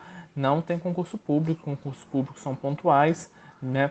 Não preenchem as vagas, muitas vezes para médico, porque apesar de no estado ter um plano de cargos, carreiras e salários aprovado, não implantaram, né? Então fica uma dificuldade de captar, né? Porque tem uma desvalorização de todos os profissionais de saúde que estão ali e não motiva ninguém a querer entrar no serviço público. Na rede municipal, nem PCCS a gente avançou para ter essa discussão, apesar da pressão por parte dos sindicatos, né? E as organizações sociais têm também dificuldade de contratar porque tem uma má fama muito grande, boa parte delas, né? Com calotes, muitos processos trabalhistas, enfim, envolvendo. Então, acho que a gente tem que avançar nesse sentido de discutir a política de recurso humano no âmbito do sistema de saúde para que a gente possa recompor. O maior patrimônio do SUS não é a parede do hospital, não é nada disso. O maior patrimônio do SUS são os seus trabalhadores. A gente tem que valorizar isso. A gente valoriza com educação permanente, fornecimento de equipamentos de proteção individual, com plano de cargos, carreiras e salários, né, que promova o desenvolvimento na carreira e a progressão. Isso é importantíssimo, né, e não a saída fora disso. Então, ir para insumo, né, demanda um planejamento estratégico por parte do Ministério da Saúde, que isso, essa descoordenação, ela tem dominado o Ministério da Saúde, né. Então isso dificulta o Ministério. A gente tem um município aqui no Brasil de 100.000 pessoas. Esse município não consegue muitas das vezes competir, né, para realizar a compra, né? O Ministério da Saúde, que inclusive tem a maior parte do orçamento, né? Quer dizer, a União, que tem a maior parte do orçamento, ela tem que assumir esse papel de protagonismo para garantir o abastecimento de insumos, né? Já que saúde é um dever tripartite, né, da União, dos Estados e municípios, né? Na incapacidade de alguns municípios assumirem, a União tem que prover isso nesse momento, né? Não pode sair dessa responsabilidade, né? Mas também a gente não pode deixar de falar que falta também responsabilidade por parte de alguns prefeitos, por parte de alguns governadores que também não têm feito compra e planejamento adequado, né? O que a gente viu nessa pandemia é muita gente tentando encher os bolsos, né? E tirar vantagens indevidas. E a gente tem que combater, investigar toda a corrupção que houve nesse período para que a gente consiga avançar. Agora, o prefeito Eduardo Paes é quem anda dando mau exemplo por aí, Alexandre. Essa semana ele foi multado pela prefeitura em R$ 562 por ter aparecido em um bar no centro da cidade sem usar máscara. O mandatário pediu desculpas pela atitude e disse que isso não vai mais se repetir. A grande questão é que esse tipo de postura da autoridade máxima do município, Alexandre, incentiva que outras pessoas façam o mesmo. Nas pouquíssimas vezes em que eu tenho saído de casa para ir ao supermercado, por exemplo, a percepção é de que boa parte da população abriu mão do uso desse equipamento de segurança fundamental para evitar a proliferação do coronavírus. Você acha que houve um relaxamento das pessoas, Alexandre? O que pode ter provocado esse tipo de atitude? Bom, a gente fala tanto que Bolsonaro não dá exemplo, né? Mas a gente vê os governantes das outras esferas também não dando, né? Outro dia, Cláudio Castro também estava numa aglomeração sem máscara. Agora, Eduardo Paes, enfim, foi multado, pagou, né? Já que ele, como cidadão, ele tem que dar o exemplo e se ele não cumpre a determinação que a própria prefeitura fez, tem que ser multado e tem que pagar a multa como foi feito, né? Mas, mais do que pagar uma multa, né? Tá essa questão do exemplo, né? A capacidade, enfim, essa imagem, né? Que de Eduardo Paes numa roda de samba, ela vai parar em jornal, vai parar em rede social, é distribuída pelo WhatsApp, enfim, viraliza muito, né? Muita gente tem acesso a isso, né? E quando a população vê a máscara desse governante, dessa autoridade, né? Tem inclusive poder sanitário, né? De dizer, olha, não façam aglomeração, não façam isso e aquilo. quando eles veem que essa pessoa nem ela adota, né, isso tira a credibilidade dessas recomendações, né? Parece que tudo está normal, que a vida já pode voltar ao normal, ou que é uma recomendação sem importância, né? De fato, né, a gente sabe que tem sido muito custoso para as pessoas, tem causado sofrimento essa questão do isolamento, né? Mas não é momento da gente abandonar essas medidas, como eu venho falando, né? A gente já tem possibilidade de ter uma nova onda. A gente precisa guardar essas medidas. A gente ainda tem muita gente que não foi vacinada, pessoas próximas a gente, tem até profissionais de saúde que ainda não foram vacinados, que isso é um absurdo, né? E a gente precisa, então, de dar o exemplo, né? Porque essas pessoas, elas inspiram outras pessoas, né? E a gente não pode ficar parecendo que é um discurso hipócrita, que é um discurso de mentirinha, né? Eu vou falar para vocês não fazerem aglomeração, não fazerem um baile, não fazerem isso, não fazerem aquilo, mas para mim tá tudo ok, para mim tá liberado, então tá tudo beleza, né? Isso não é razoável, né? A gente tem que exigir que os governantes, né, em outros países, inclusive no cenário internacional, governantes foram punidos, né, pelos poderes legislativos, enfim, foram cobrados pela sociedade por não utilizar a máscara, né? Aqui paga uma multa pequena, né, e pede desculpa e acha que está tudo bem, né? E, na verdade, não vê o grande prejuízo, né? Porque não é uma pessoa anônima, né? Alguém que ninguém conhece, que está andando na rua e que, sim, vai prejudicar outras pessoas, vai transmitir, mas não tem essa capacidade de ampla, né, de promover esse exemplo. É a mesma coisa quando o presidente vai na praia lá do Guarujá, sem máscara, promove aglomeração, quando ele pega a criança no colo sem máscara, quando o ex-ministro Pazuello saía sem máscara, né, quando o governador também sai sem máscara. Enfim, a gente tem em todas as esferas, se a gente for pegar no legislativo, a gente também vai encontrar deputados se recusando a usar máscara.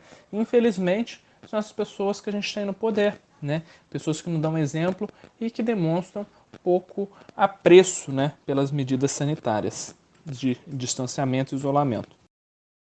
Falando agora sobre o cenário internacional e essa situação da Índia, Alexandre, onde o número de mortes disparou nas últimas semanas, já bateram um recorde de óbitos em 24 horas com mais de 4.500, e por incrível que pareça, esses não devem ser os dados reais.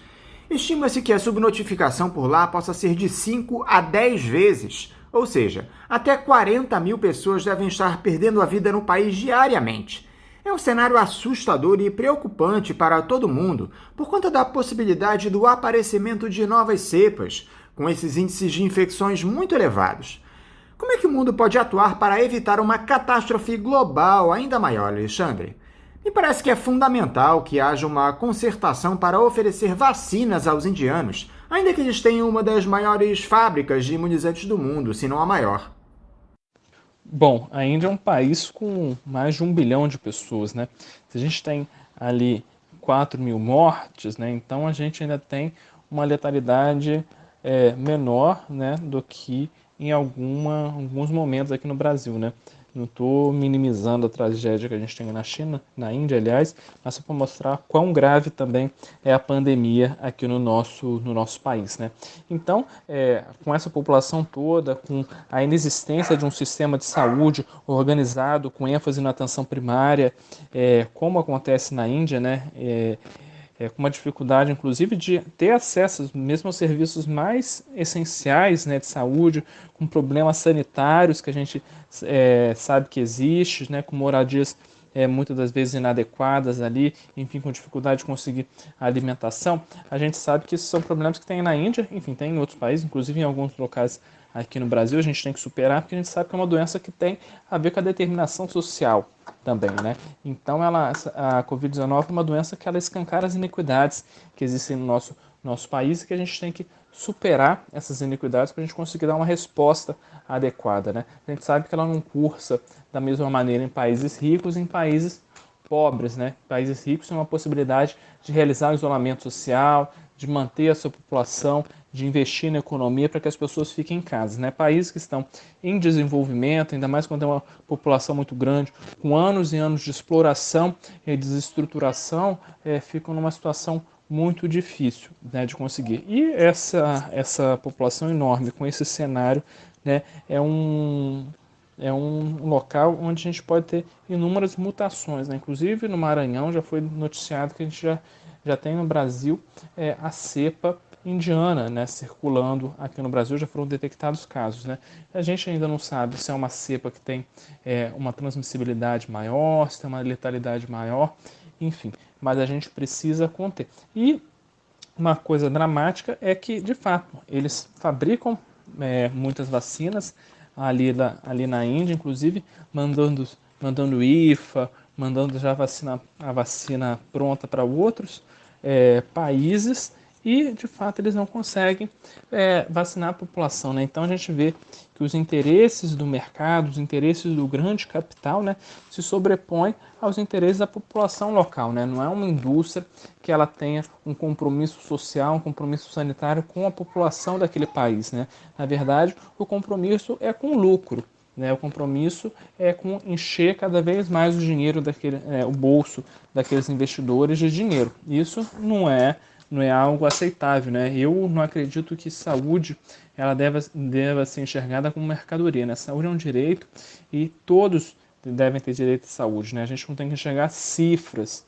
E é uma situação difícil em que, na minha opinião, exige que outros países, né, se empenhem para conseguir também ajudar a China nesse momento, que vai passar por uma situação difícil e tem uma capacidade difícil de articulação, porque não tem um sistema de saúde como o Brasil tem, que mesmo atacado pelo governo federal, desacreditado, ele ainda tem uma capacidade de resposta, né? Na China, na Índia, é tudo muito desorganizado ainda, então a gente tem que observar como vai ficar, mas mais que observar, agir. Por falar em vacinas, Alexandre, os países ricos têm agido com responsabilidade para ceder doses de imunizantes a nações menos abastadas. Os Estados Unidos, por exemplo, já têm doses mais que suficientes para vacinar toda a sua população e poderia estar oferecendo imunizantes para o consórcio COVAX Facility da OMS, que distribui vacinas para países pobres. Como é que você tem visto essa cooperação global para minimizar os efeitos da pandemia, Alexandre? Isso é uma demonstração de falta de solidariedade internacional e também demonstra que não se enxerga a pandemia como ela deve ser vista, né? Se a gente não consegue vacinar a população de todo o mundo, num mundo globalizado, em que as pessoas circulam, as pessoas viajam de um país para o outro, a gente tem importações, exportações, tem negócios, enfim. A população de um país não fica concentrado ali, né? Então as pessoas transitam, né? E elas transitam, elas podem ser infectadas por mutações, né?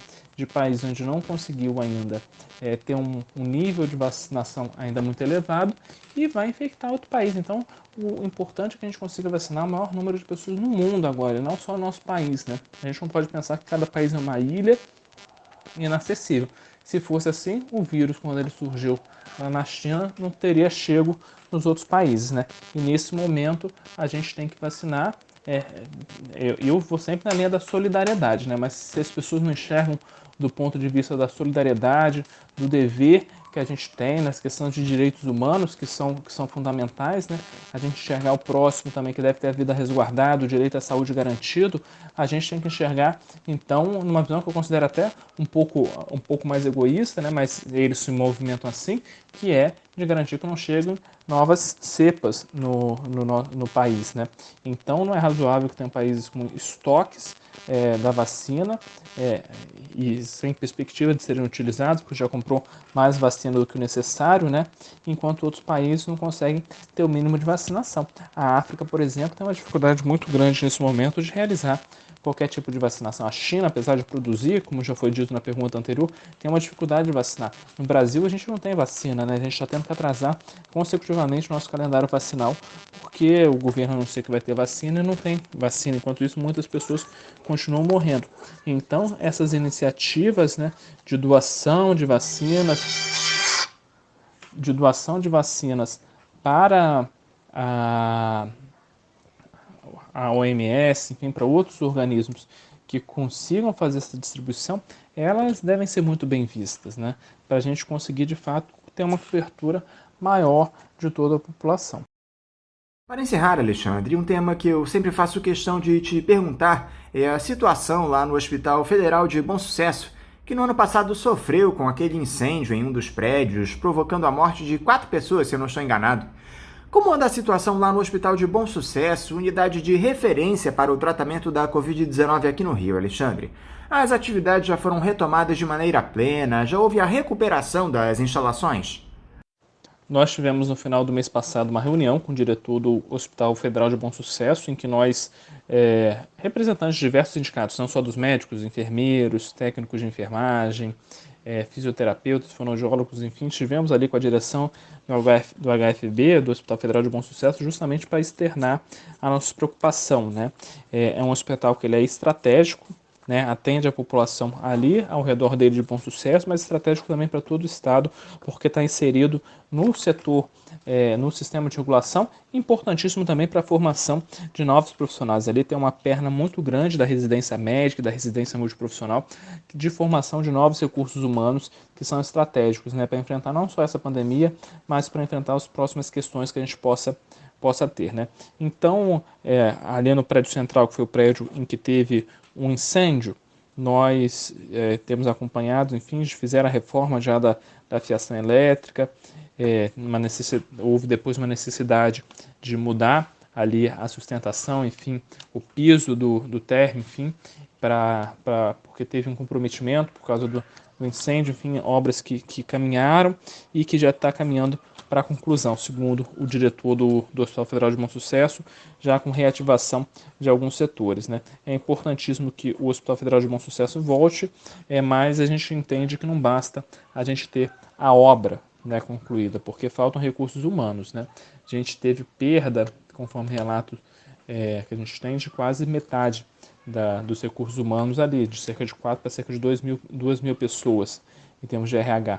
Não, isso desde antes do incêndio já vem acontecendo essa perda, né? Porque aqueles contratos da Rio Saúde que a prefeitura vinha fornecendo RH foram tirados de lá.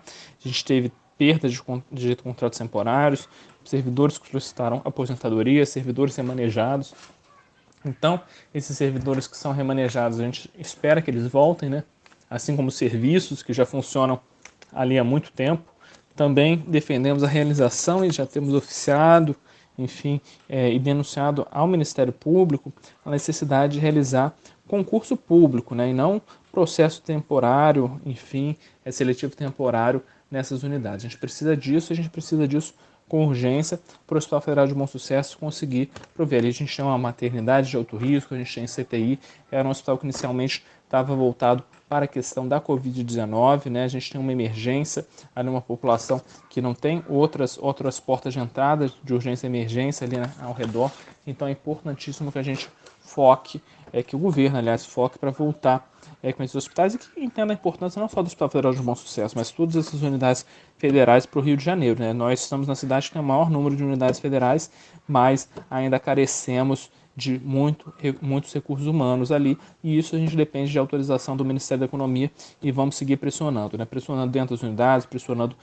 através do judiciário, pressionando nas ruas quando a gente puder, depois da pandemia, né? Porque a gente tem limites, mas vamos seguir nessa luta porque entendemos a importância desse hospital.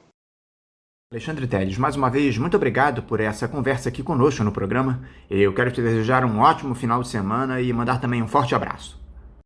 Eu que agradeço novamente ao convite, né? Foi muito importante dizer que o Sindicato dos Médicos está aberto aí para a gente conversar com os colegas médicos, mas também para todos que quiserem nos procurar. A gente está na luta em defesa do Sistema Único de Saúde, em defesa dos trabalhadores. Um grande abraço a todos e todas. Conversamos aqui com o presidente do Sindicato dos Médicos do Rio de Janeiro, o SINMED-RJ, Alexandre Telles. Como vocês, ouvintes, sabem, o Faixa Livre tem passado por um processo de transição nos últimos tempos que provocou algumas mudanças e também adaptações às novas tecnologias. Uma delas é justamente a adoção de uma chave Pix, essa nova modalidade de transferência de valores para os ouvintes que desejam contribuir com qualquer quantia para a manutenção do programa. Portanto, para você que já aderiu a essa nova tecnologia, a chave Pix da conta do Faixa Livre é o nosso e-mail, ouvinte@programafaixalivre.com.br. Repetindo, a nossa chave Pix é ouvinte@programafaixalivre.com.br. Para você que faz transferências da maneira tradicional, a nossa conta em nome da Associação de Funcionários do BNDES, a AFBNDES, no Banco Itaú, agência 1964, conta corrente de número 03004, dígito 1. Repetindo, a agência do Banco Itaú, 1964, conta corrente 03004, dígito 1. O CNPJ da AFBNDES para a realização de depósitos de quem não é cliente do referido banco é o 33984-550-0001-41. Repetindo, o CNPJ da AFBNDES é o 33984-550-0001-41. Lembrando que todos os recursos depositados nessa conta são destinados exclusivamente ao financiamento dos custos do Faixa Livre. Para quem não conseguir anotar as informações referentes à conta, elas estarão disponíveis no nosso site, o www.programafaixalivre.com.br, e nas nossas redes sociais, no Facebook, Twitter e Instagram. Então, repetindo mais uma vez, a nossa chave Pix é ouvinte@programafaixalivre.com.br e a conta corrente da AFBNDES do Banco Itaú, agência 1964, conta de número 03004, dígito 1. Vamos agora a um novo intervalo. Voltaremos já já. Voltamos a apresentar Faixa Livre.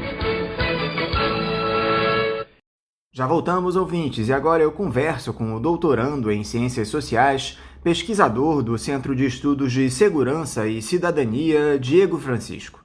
Diego Francisco, bom dia. Bom dia, ouvintes do Faixa Livre. É um enorme prazer estar aqui com vocês. Muito obrigado pelo convite. Diego, muito obrigado por você estar conosco aqui no Faixa Livre. Diego, vocês do Centro de Estudos de Segurança e Cidadania tomaram uma iniciativa, ao meu ver, muito importante para trazer informação para a população a respeito desse cenário trágico de violência aqui no Rio de Janeiro, que é a reedição do boletim Elemento Suspeito, quase 20 anos depois. E parece que você trabalhou na produção desse importante documento. Antes de tudo, Diego, explica aqui para os nossos ouvintes, por favor, o que é o Boletim Elemento Suspeito. Que tipo de informações ele traz? Ele foi relançado ontem, não é isso? Sim, é isso mesmo. A gente acabou de lançar um boletim que, na verdade, são as intenções dessa nossa segunda edição de pesquisa, né? Nesse documento, a gente apresenta os novos marcos sobre os quais a gente está estruturando essa segunda edição. A pesquisa Elemento Suspeito teve uma primeira edição em 2004, portanto, quase 2 décadas atrás, coordenada pela Silvia Ramos e pela Leonarda Mussumessi. Esse primeiro estudo tinha o objetivo de compreender a anatomia das abordagens policiais. Quase 2 décadas depois, a gente ainda tem nas abordagens um determinado padrão, e a gente resolveu ir às ruas novamente e empreender uma pesquisa para entender o que mudou, né? Quase 2 décadas depois, nesse cenário. Lá na primeira pesquisa a gente já tinha uma confirmação de viés racial, e para esse segundo estudo a gente já parte de um pressuposto de que as abordagens policiais, não só as abordagens, mas a própria existência da polícia, fazem parte de uma estrutura racista e, portanto, o fenômeno das abordagens ele deve ser compreendido também como um fenômeno racial.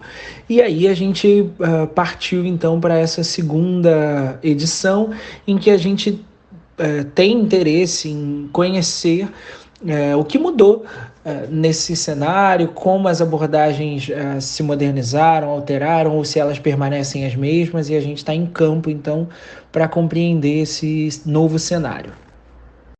Eu também gostaria que você nos explicasse, Diego, como é o trabalho que vocês fazem lá no Centro de Estudos de Segurança e Cidadania, por favor. O SESEC é uma organização de referência no que se refere ao campo da segurança pública, através de pesquisas, estudos, acompanhamento e monitoramento de ações no Rio de Janeiro, já desde os anos 2000. Né? Ele começou ali na Universidade Cândido Mendes e, alguns anos depois, ele se autonomiza como uma organização, uma instituição de pesquisa, um centro de estudos.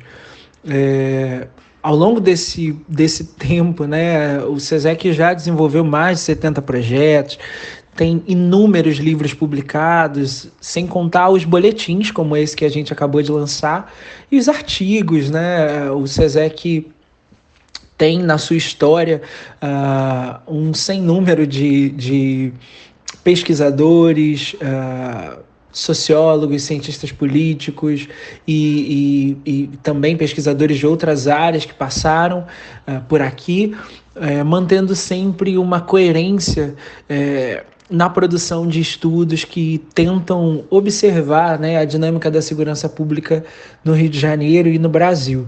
Então, hoje o SESEC atua com alguns projetos, como o Observatório da Segurança Pública. O SESEC acaba de lançar também uma pesquisa sobre os custos da guerra às drogas e a gente está indo a campo com uma pesquisa elemento suspeito. É isso que a gente faz no SESEC. Qual é a importância de nós termos uma publicação como essa, Diego, que traz dados a respeito da violência no nosso estado? As pessoas dão um verdadeiro valor a esse tipo de informação aqui no Rio, Diego, sobre a realidade da violência, por mais que isso esteja estampado na capa dos jornais todos os dias, ou elas só percebem quando a violência entra pela porta de casa? No Rio de Janeiro, a agenda para quem pesquisa violência e segurança pública é uma agenda quase que permanente, né? Dado que há pelo menos 3 décadas a gente vive uma intensa história de tentativas e de planos, de projetos diferentes, distintos no campo da segurança pública, né? Isso por parte do Estado, dos governos estaduais aqui no Rio de Janeiro. É bem verdade que quando a gente fala da produção de dados como o que a gente espera obter nessa pesquisa, a gente está falando de uma incidência muito direta, né? É óbvio que feita em colaboração com a sociedade civil, com a academia, com as universidades e com organizações do tipo do SESEC, mas a gente também está falando de uma incidência muito forte no próprio campo de formulação das políticas públicas.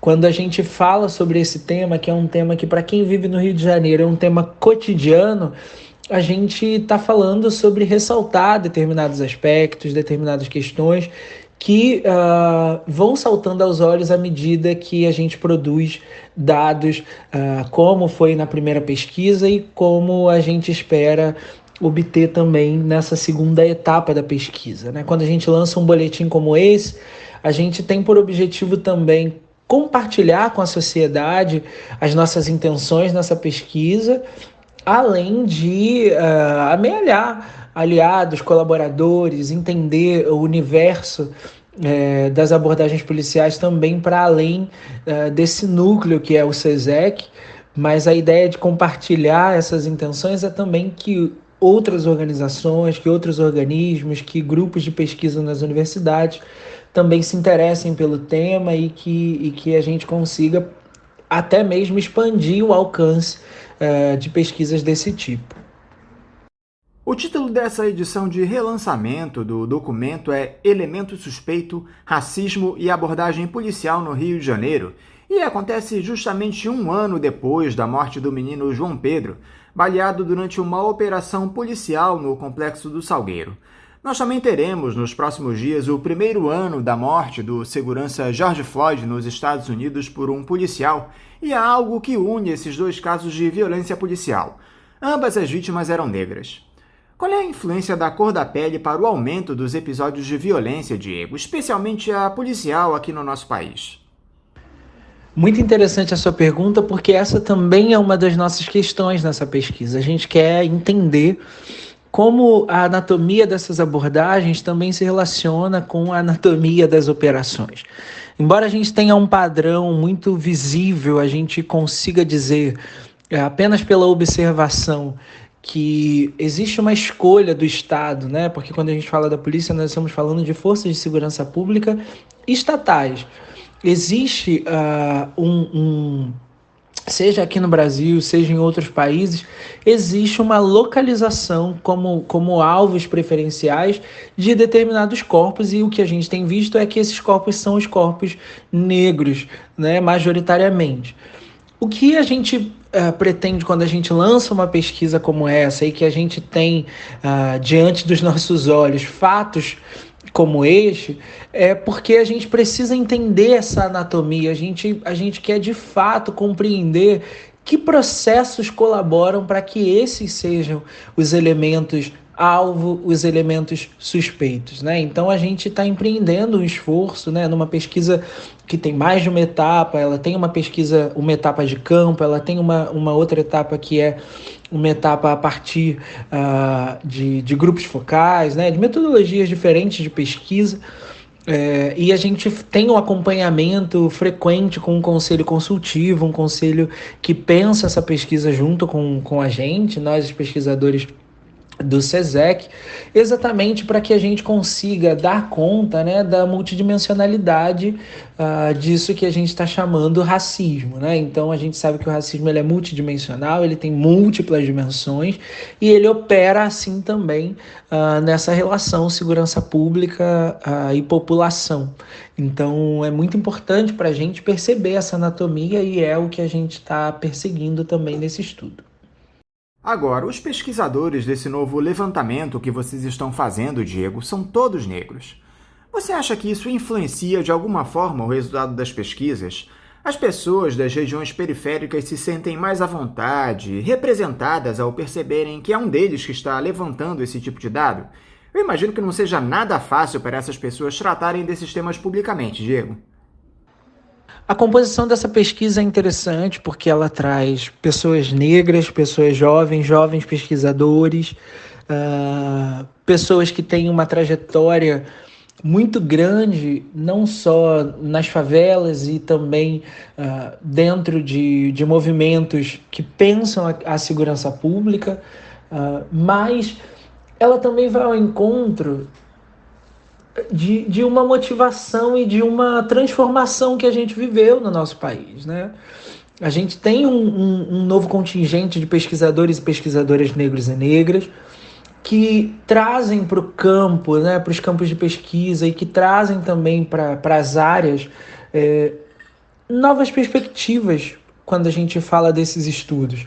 É importante a gente dizer que sim, pode haver diferença exatamente porque as experiências elas contribuem também para o olhar do pesquisador, assim como a gente já consegue perceber que os estudos anteriores no campo da segurança pública também tinham vieses exatamente porque eram também coordenados simplesmente por pessoas brancas. Então, com algumas invisibilidades, com muitos não ditos, com muitos apagamentos, inclusive. Então, é óbvio que a expectativa é uma expectativa diferente, ao mesmo tempo que o que a gente está produzindo é um estudo, e um estudo que tem metodologia, que tem questões a serem respondidas, que é, antes de tudo, um experimento científico, é uma pesquisa, mas que tem as interferências das trajetórias, dos atravessamentos que são reais na vida desses pesquisadores que vão conduzindo esse estudo, né? Isso acontece de um lado e de outro, né? Seja numa pesquisa que é conduzida por pesquisadores brancos, seja numa pesquisa que tem a participação e a condução de pesquisadores negros e negras. Então, é óbvio que a gente consegue também olhar de formas novas, mas a gente entende que, antes de tudo, a gente tem ali uma pesquisa que ela tem um engajamento, mas que é uma pesquisa científica. E isso é muito importante de dizer. Então, a gente tem a expectativa de, sim, ser representativo, sim, conseguir operar a partir de novos olhares, de novas dimensões, mas de também contribuir com o campo das pesquisas sobre segurança pública. E por que o Estado não implementa políticas públicas voltadas a promover igualdade racial, Diego? Por que o Estado só acessa essas favelas com seu braço armado? Por que o Estado é o maior fomentador do racismo no nosso país, Diego? No Brasil e no mundo, o Estado ele tem essa importância e também tem esse papel de manutenção dos diversos racismos, né? É importante que a gente fale de muitas dimensões do racismo. A gente está falando de um racismo antinegro, predominantemente, mas a gente pode falar das populações indígenas na relação do Brasil, a gente pode falar da relação dos imigrantes em países europeus, dos latinos, no caso dos Estados Unidos, e também do racismo antinegro nos Estados Unidos. Mas o Estado ele acaba tendo esse papel também porque o Estado tem uma importância muito grande na vida das pessoas.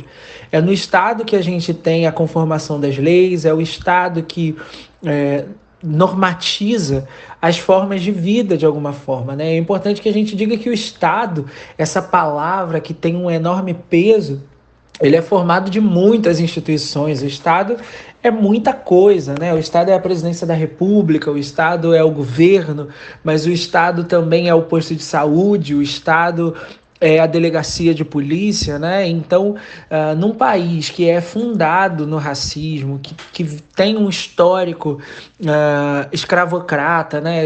De mais de 300 anos de escravidão, o racismo ele estrutura as relações sociais e também estrutura esse Estado, de forma que a grande dificuldade de olhar para a questão racial como uma questão que perpassa toda a construção desse Brasil e dessas relações é algo que demanda um esforço gigantesco de reconstrução mesmo desse Estado, de repensar esse Estado. É preciso repensar esse Estado, porque o racismo está nas instituições, o racismo está nas relações sociais, o racismo está nas legislações, né? Isso faz com que a gente tenha muita dificuldade, o racismo está no judiciário, com que a gente tenha muita dificuldade no cotidiano, no dia a dia, de romper determinados paradigmas, né? Porque a gente sabe que, apesar das políticas públicas, das leis até, a gente tem o racismo, no caso brasileiro,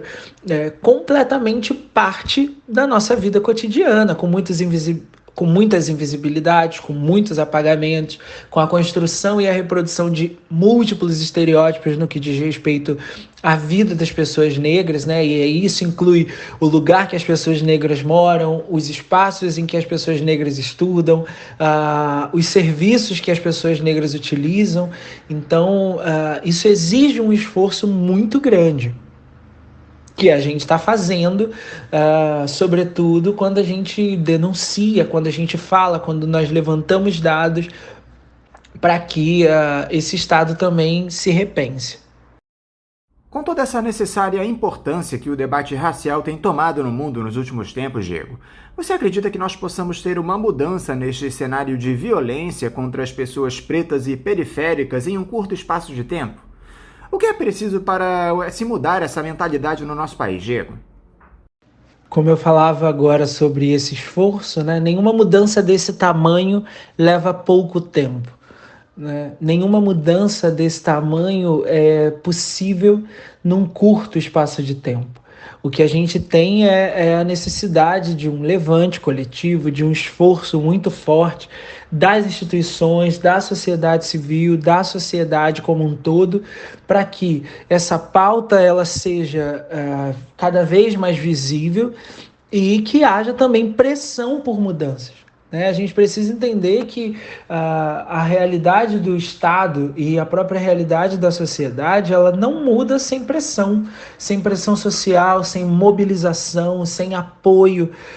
E a gente acredita também que isso é muito importante para que a gente visualize novos cenários, né? Para que a gente rompa, de fato, uma barreira e que a gente possa construir a sociedade que é mais igualitária, que é equânime, que oferece oportunidades iguais, que oferece caminhos e ferramentas para que as pessoas possam viver contextos de igualdade. Esse é um caminho longo, mas é um caminho que a gente precisa estar disposto a trilhar sobretudo para que a gente possa fazer muita pressão, para que a gente possa repensar, para que a gente pense as nossas ações, as nossas instituições, os nossos movimentos. Diego Francisco, mais uma vez, muito obrigado por você dialogar conosco aqui no Faixa Livre. Eu quero te desejar um bom final de semana e deixar também aqui um forte abraço. Muito obrigado, foi um enorme prazer estar aqui com vocês no Faixa Livre. É sempre uma excelente oportunidade poder falar das nossas pesquisas, mas também poder falar desse tema. Eu quero convidar cada um de vocês que está ouvindo a acessar cesecsegurança.com.br e dar uma olhada no nosso boletim, acompanhar com a gente e acompanhar os próximos passos dessa pesquisa, que eu tenho certeza vai ser mais um marco na história do SESEC e também na nossa sociedade. Muito obrigado. Conversamos aqui com o doutorando em Ciências Sociais e pesquisador do Centro de Estudos de Segurança e Cidadania, Diego Francisco. Vamos agora encerrando a edição de hoje do Faixa Livre, convidando todos vocês para na próxima segunda-feira, a partir das 8 da manhã, estarem novamente aqui na Rádio Bandeirantes 1360 AM para mais uma edição do nosso programa. Um abraço a todos vocês, um ótimo final de semana e até segunda!